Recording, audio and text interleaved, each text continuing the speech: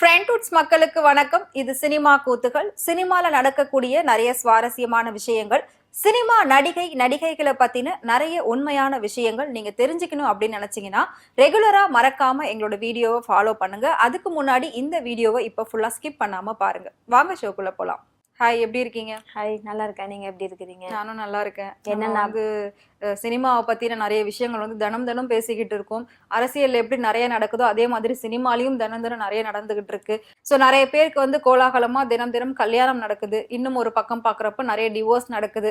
அப்புறம் நிறைய புது புது படங்கள் வருது. அந்த படத்தை பத்தின விமர்சனங்கள் வருது. இந்த மாதிரி சினிமால பல விஷயங்கள் நடந்துட்டு இருக்கு.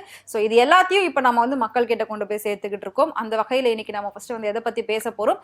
அதுக்கு முன்னாடி நான் கல்யாணம் அப்படின்னு சொன்னேன் இல்லையா? ஸோ இன்னைக்கு வந்து கிங்காங் அவர்களுடைய பொண்ணோட கல்யாணம் நடந்திருக்கு. ரொம்ப பிரம்மாண்டமா வந்து நடந்திருக்கு. ஸோ கல்யாணம் வந்து கோவில்ல சிம்பிளா பண்ணிருக்காங்க. ஆனா கிங்காங் வந்து ஓடி ஓடி போய் ஒவ்வொரு நடிகைகளுக்கும் வந்து பத்திரிகை வச்சிருக்காரு. ஸோ நடிகர்கள் சினிமாவை சேர்ந்தவங்க மட்டும் இல்லாம அரசியல் கட்சி தலைவர்களையும் பார்த்து வச்சிருக்காரு.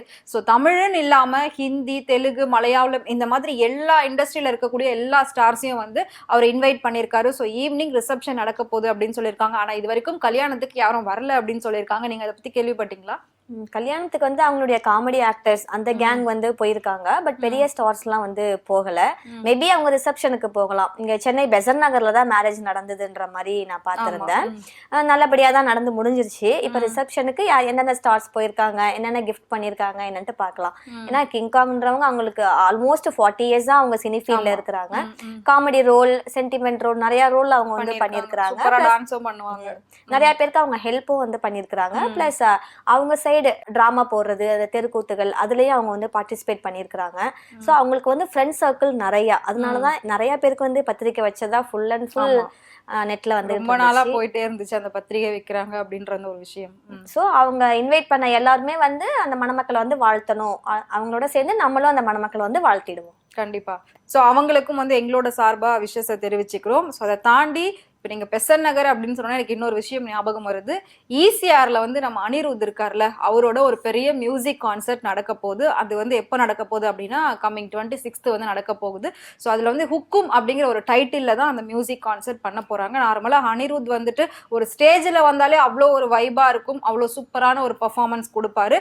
அப்படி இருக்கிறப்போ இப்போ வந்து அவர் வந்து இந்த மாதிரி ஷோ நடத்துறேன் அப்படின்னு சொல்லி ஆன்லைன்ல போஸ்ட் பண்ணி இப்போ அதுக்கான டிக்கெட் வந்துட்டு ஓப்பன் பண்ணியிருந்தாங்க போல. பட் ஓப்பன் 45 மினிட்ஸ்லயே அவ்வளவும் வித்து தீர்ந்துருச்சு அப்படின்னு சொல்றாங்க.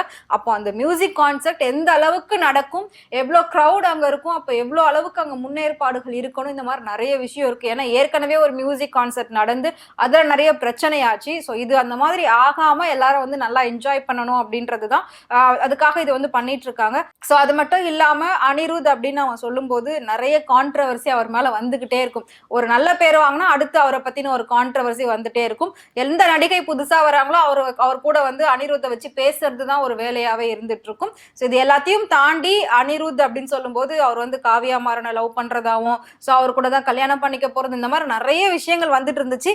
எது எப்படி போனாலும் என்னோட வேலை நான் கரெக்டா போறேன் அப்படின்னு சொல்லி அடுத்தடுத்த லெவல் வந்து அனிருத் போயிட்டே இருக்காரு. ஸோ அவரோட மியூசிக் கான்சர்ட் வந்து கம்மிங் 26th நடக்க போகுது. ஈசிஆர்ல திருவிடந்தை அப்படிங்கிற ஒரு பெரிய கிரவுண்ட்ல வந்து நடக்க போகுது. ஸோ எல்லாரும் மிஸ் பண்ணாம போயிட்டு பாருங்க.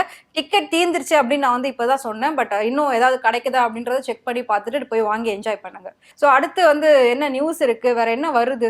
இப்ப நெக்ஸ்ட் தலைவர் படம் கூலி அந்த மூவி வந்து நெக்ஸ்ட் மந்த் வரதா இருக்குது. அதுக்கு அனிருத் அவங்க தானே மியூசிக் போட்டிருக்காங்க.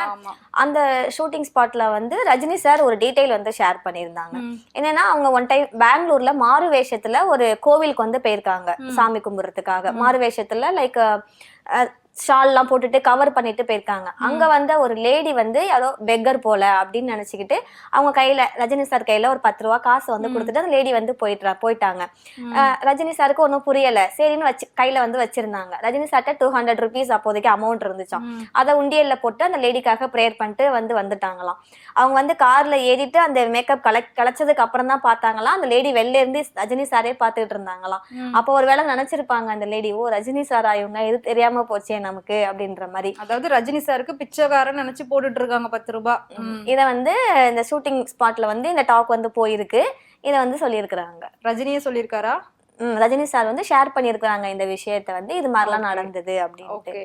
ஸோ ரஜினி சார் வந்து என்ன பண்ணாலுமே அது வந்துட்டு வேற லெவல்ல ஹிட் ஆயிடும் அப்படின்னு சொல்லலாம். ஸோ கூலி படம் வந்து ஒரு பெரிய எதிர்பார்ப்போட வரப்போகுது அப்படின்னு வந்து சொல்லலாம். வேற என்னென்ன படங்கள் வந்து வரப்போகுது, யாரோட படம் வரப்போகுது, நிறைய நடிகைகளை பத்தின நிறைய விஷயங்கள் வந்து வந்துகிட்டே இருக்கு, அதெல்லாம் உண்மையா? ஆமா, அனுஷ்கா அவங்கள பத்தின நியூஸ் வந்து இப்ப ரீசெண்டா வந்திருக்கு. அனுஷ்கா வந்து அவங்க ஒரு பேர் அழகிதான், பாகுபலிலேயே அது வந்து சொல்லியிருப்பாங்க. அவங்க விஜய், அஜித், சூர்யா இவங்களோட எல்லாம் வந்து பயங்கரமா அவங்க பேர் பண்ணி எல்லா மூவியுமே ஹிட்டான மூவிஸ் தான். இப்ப ஒரு 5 இயர்ஸா தமிழ் இண்டஸ்ட்ரீஸ்ல அவங்க வந்து இல்ல.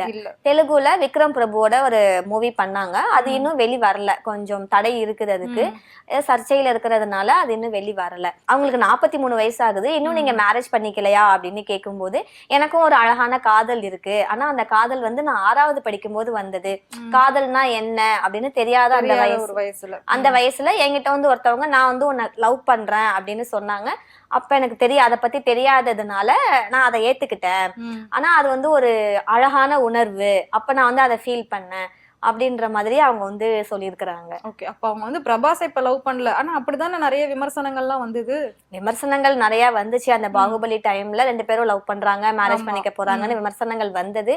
அதுக்கப்புறம் ஒருவேளை பிரேக்கப் ஆயிருக்கலாம், இல்ல லவ்வே இல்லாம கூட இருந்திருக்கலாம். எப்படியோ சொல்லுவாங்க, அனௌன்ஸ் பண்ணுவாங்க, மேரேஜ்னு வரும்போது அவங்க அனௌன்ஸ் பண்ணுவாங்க, அப்ப நம்ம இது பண்ணிக்கலாம். கண்டிப்பா. சோ நீங்க பாகுபலின்னு சொல்லும்போது பாகுபலி மாதிரி இன்னொரு படம் வர்றதுக்கான வாய்ப்பு இருக்கா? பாகுபலியே தான் வரப்போகுது. அதாவது பாகுபலி 1 அண்ட் பாகுபலி 2 ரெண்டும் தனித்தனியா ரிலீஸ் ஆச்சு. அதுல பாகுபலி 2 வந்து பயங்கர ஹிட் ஆனிச்சு, பயங்கர பாக்ஸ் ஆஃபீஸ் ஹிட் அப்படின்னு சொல்லலாம். இப்ப அந்த 2 படத்தையும் மிக்ஸ் பண்ணி அக்டோபர் 31 நம்ம டைரக்டர் ராஜமௌலி அவங்க வந்து ரிலீஸ் பண்ண போறாங்க. அதுக்கு பேர் வந்து பாகுபலி தி எபிக் நேம்ல தான் வெளியிட போறாங்க. சோ அது 2 படத்துலயும் உள்ள மிக்ஸ்ட் ஆஃப் சீன்ஸ் வந்து அதுல இருக்கும். ஏன்னா பாகுபலி 1 பார்க்கும்போது புரிஞ்சிருக்காது நிறைய பேருக்கு, ஏன் இந்த போரு, ஏன் தமன்னா இவ்வளவு ஆக்ரோஷமா இருக்கிறாங்க, என்ன நடந்திருக்கும், இது யாரு இவங்க, இந்த பிரபாஸ் யாரு, மலை உச்சில இருந்து அந்த தாண்டுற பவர்லாம் அவங்களுக்கு எப்படி வந்துச்சு, ராஜவம்சத்துல பிறந்தவங்களுக்கு தான் சில பயிற்சிகள் எல்லாம் மேற்கொண்டிருப்பாங்க, அது ஜீன்ல இருக்கும். சோ இவங்க மலை மேல ஏறுவாங்க, அந்த சிவன் தூக்கிட்டு வந்து ஒத்தாலா அதுல வைப்பாங்க. சோ இதெல்லாம் பார்க்கும்போது நமக்கு ஒண்ணுமே புரிஞ்சிருக்காது பாகுபலி 1ல, ஆனா 2ல நமக்கு வந்து ஓரளவு புரிஞ்சிருக்கும். ஸோ இது ரெண்டும் மிக்ஸ் பண்ணி வரப்போகுது. நம்ம அக்டோபர் 31 அந்த பாகுபலி தி எபிக் பார்த்துட்டு என்னென்ன நம்ம ஃபைனல் பண்ணலாம். ஓகே, சரி. பாகுபலி 1 and 2 மிக்ஸ் பண்ணி வரப்போகுது, அதெல்லாம் ஓகே. நம்ம தனுஷோடது குபேரா படம் வந்துச்சு, அதுக்கப்புறம் எதுவுமே அப்டேட் இல்லையா, அந்த படம் பெருசா போகல, எதிர்பார்த்த அந்த வசூல் வந்து வரல அப்படின்னு வந்து சொன்னாங்க. ஸோ வேற என்ன அப்டேட்? அதுக்கப்புறம் அவர் எதுவுமே பேசாம சைலண்டா இருக்காரு, ஒரு பிரஸ் மீட் இல்லை, ஒன்றும் இல்லை, என்னாச்சு? நெக்ஸ்ட் மூவி வந்து அவங்க ஸ்டார்ட் பண்ணியிருக்கிறாங்க. போர் தொழில்னு 2023ல ஒரு மூவி வந்துச்சு, சரத்குமார் சார் அவங்க நடிச்ச போர் தொழில்னு ஒரு மூவி. அந்த மூவி வந்து விக்னேஷ் ராஜா அப்படின்ற டைரக்டர் தான் வந்து இயக்கியிருந்தாங்க. இப்ப அந்த டைரக்டரோட தான் தனுஷ் அவங்க வந்து கை கோர்த்திருக்கிறாங்க. அவங்களுக்கு ஹீரோயினா நம்ம இப்ப ரீசெண்டா இருக்கிற சென்சேஷனல் ஹீரோயின் மமிதா பைஜு அவங்க தான் வந்து ஜாயின் பண்ணி ஹீரோயினா வந்து ஆக்ட் பண்ண போறாங்க. சோ இந்த மூவி மேபி 2026ல வந்து வரும். ஷூட்டிங் ஸ்டார்ட் பண்ணிட்டாங்க ஆல்மோஸ்ட். இன்னைக்கு வியாழக்கிழமை, இன்னைக்கு தான் அதோட அப்டேட் வந்து சொல்லுவாங்க. தென் ஃபைனலா நெக்ஸ்ட் இயர்ல அந்த மூவி வந்து. இட்லி கடை படம் எப்போ வரும்? அது வந்து லைன்ல இருக்குது. ஓகே, சோ அப்ப குபேராவை தொடர்ந்து இட்லி கடை அப்படின்னு சொல்லியிருக்காங்க, அதை தொடர்ந்து அடுத்த படம்.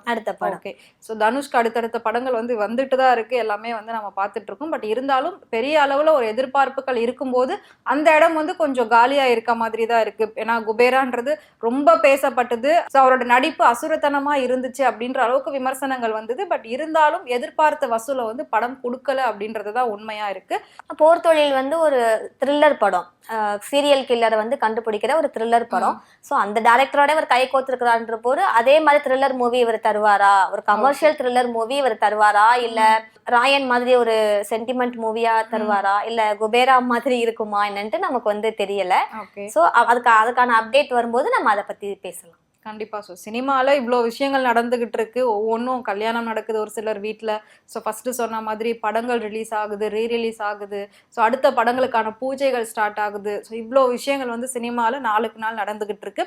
இது எல்லாத்தையும் நீங்கள் வந்து தினமும் தெரிஞ்சுக்கணும் அப்படின்னு நினச்சிங்கன்னா ஸோ மறக்காம இந்த ஷோவை எப்பவுமே ஃபாலோ பண்ணுங்க. இதே மாதிரி சினிமா செய்திகளை நீங்கள் உடனே தெரிஞ்சுக்கணும் அப்படின்னு நினச்சிங்கன்னா மறக்காம ஃப்ரெண்ட்வுட் சேனலையும் சப்ஸ்கிரைப் பண்ணிக்கோங்க.